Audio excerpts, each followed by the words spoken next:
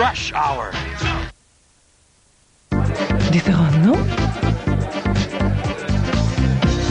Come dashing in, and the shed was well ablaze. So we obviously thought it was a bit of a wind-up. We thought somebody had been thinking hard and long about this. it was pretty hectic after that. Last minute or so of the first half, and Argentina get a free kick on the edge of the penalty area.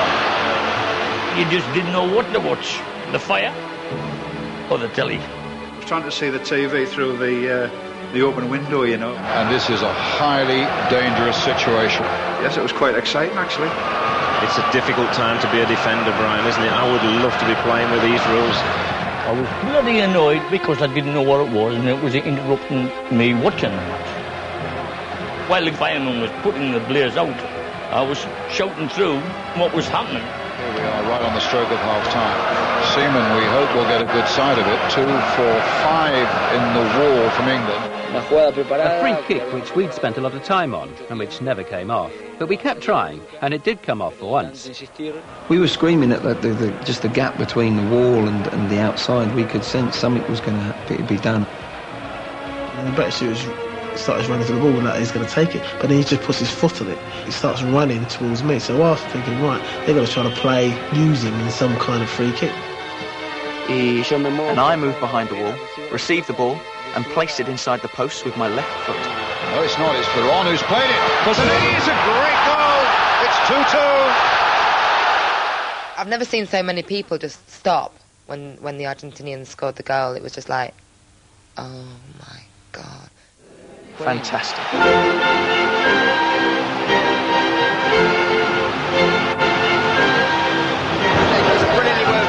And the Argentinian fans are rightly going mental. We sat back a bit towards the end of the first half. That's something we definitely can't afford to do against a side like this. It was like a complete moment of terrible depression, hitting at the same time as bloody hell. It was incredible. We were just like... It happened so quickly. Oh my God. Yeah, it was beautiful. Yeah. The second one, the free kick was really... He led opening again the match. I looked over at Passerella at that stage and... You know, and obviously we knew we had a game on. Another little note or something passed up to him. He said, we're going to have to pray a bit more, everybody. It's 2-2. And that was a killer. The shed was that badly burned, it was just, well, virtually disintegrated. I had fond memories of this shed. The half-time whistle. A blow for England in spite of a brilliant first half from Michael Owen. We decided it was time to have a cup of tea. England's a nation of tea drinkers. This is one of these moments when the tea goes spilling all over the table. And a kettle by itself actually uses quite a lot of electricity. We took a demand on the national grid system of 2,100 megawatts.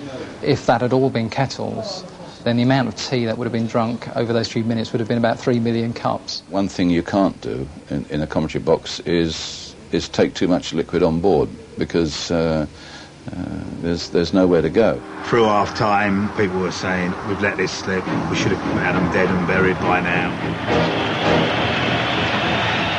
2-2, this might as well be 0-0 game, really. You know, we've got to start all over again. I think it's the best half I ever seen as referee. It was very, very good. Well, hold on to your hats, we're away again now. I'd only just got to the sea. Anderton's pass to Owen wasn't quite what was required, and neither was that challenge. Incidente con Beckham. Tackle was horrendous. I think it was a move where I fouled him from behind and I'm sort of falling on top of him trying to stop myself. And I stop and obviously he reacts. He puts his foot on Beckham and then he pushes up off Beckham. Even when the guy's down, it was Wimbledon tactics. Whether Beckham accidentally smacked into the defender, Simeone, the midfielder, I don't know. But Beckham's holding his head. The first thing I did was to turn to complain to the referee. Oh, Alan Shearer's having a go, look. Hey. Now Shearer's telling Batistuta not to get involved. I can remember saying he'll go off for this. No, Brian, it could be a red card. That's what Alan Shearer's worried about. What, for Beckham? No, yellow card. It's a yellow card. Wait a minute, he's taking another card out for Beckham. It's a red card for David Beckham.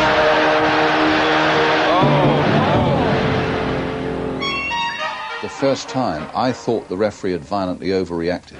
My feeling is that the referee has overreacted quite violently there. It was a misunderstanding. I don't think he knew the referee was that close. The referee's 4 yards away. I was like, oh, he's behaving like a 3-year-old, getting a tantrum. He's flicked his leg out, of course he has, but is that violent?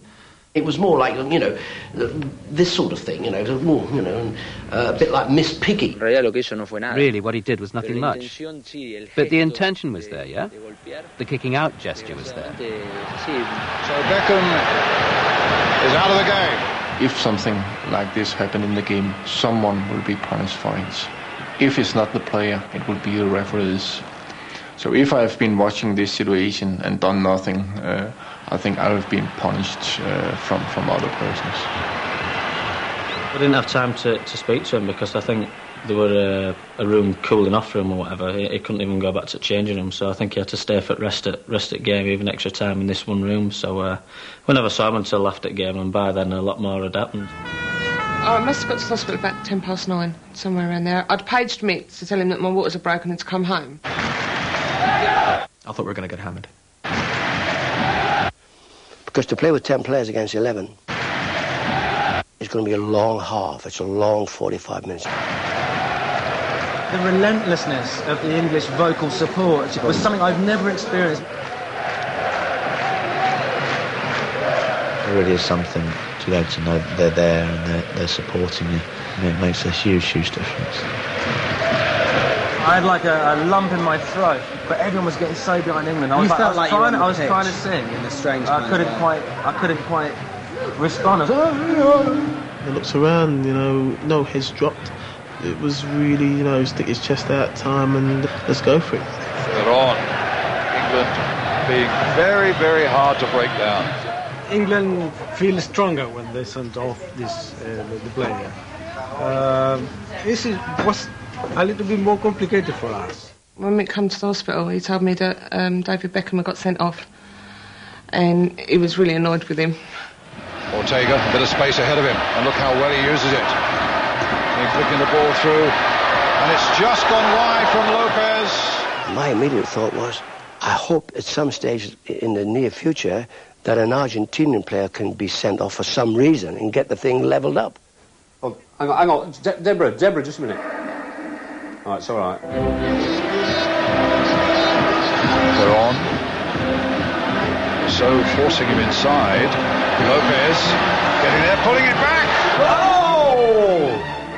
That's Deborah in control room. She's going, oh! And look who was right back, almost on the goal line, getting it away. England's captain and number 9, Alan Shearer.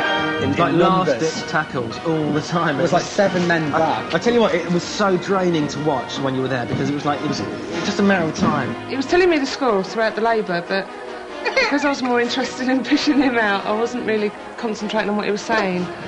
And the midwife kept asking what the score was. The law of averages was going to, with a good team, we were playing a really good team, they would actually wear us down. It would be too much. Gallardo. Oh, charged down again by Sol Campbell. Nobody's played better than Sol Campbell tonight. We all stuck together. It was like 11 captains out there. 10 captains out there. It was a monumental effort to keep the ship afloat at that time.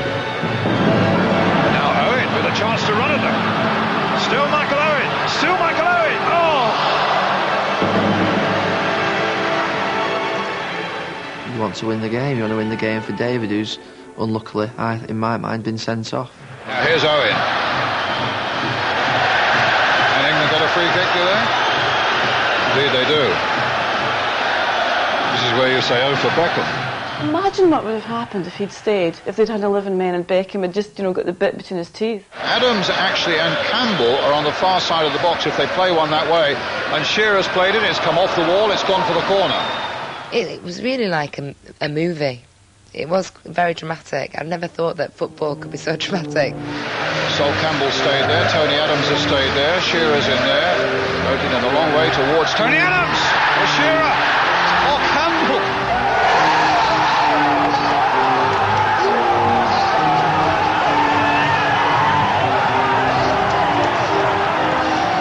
Campbell scored. Fantastic. brilliant, we've won this, hang about, we've got to start instructing some power stations. Once that went in, I just started just streaming off. I thought, I've actually scored a goal in the World Cup. So many emotions were just flowing through me in one moment. And then you made the announcement. It's England 3, Argentina 2, and there's only a few more minutes left to play. And then, in a split second, we're in the gutter. He's disallowed it, Brian. He's disallowed it, and they've played on very quickly for a push. Very, very distressed about that. Disallowed it! And poor Sol Campbell, who's never scored for England. There were clearly some elbows by Shearer. They put the ball down, it seemed as though it was like on the edge of the box, nowhere near where the free kick was, and said play on. Suddenly they were on the break, and I thought, Jesus wept. I turned round towards David Seaman with my arms in the air and turned round, and they were all attacking. And we were just screaming at Sol and the rest of the players who joined Sol, to try and get their awareness, to get them back on the pitch. Suddenly Ortega can get it through, and Crespo, but the flag is up there. The free kick was taken very fast, and of course also too fast. We got nothing basically off him. People say you're making excuses or whatever, I'm just stating a fact. What would you have thought if Argentina had gone on and scored? Oh no. You can't describe those things. It's just like 1 minute, you're up there, and the next minute you're down in the gutter, you're thinking, what is going on? It's like, you rip my heart out, like, you've taken it away. As far as I was concerned, England were winning 3-2. We'd won the match. There was only a minute left, so we were bound to win. And when I left, it was a choice. Shall I go home or shall I go down to the pub to have a drink with my mates or not? Because they'll all be celebrating in the pub. In the end, I decided it was about 10 o'clock, so it ought to really go home. It's been dramatic enough tonight, and my goodness, you get the feeling there's a lot more still to come. Well, there goes the whistle for the end of 90 minutes, and that drama is still to come here in Saint-Etienne. It was an incredible achievement to get to the 90th minute against this side. That everyone, don't forget, a lot of people's favourites to win the World Cup.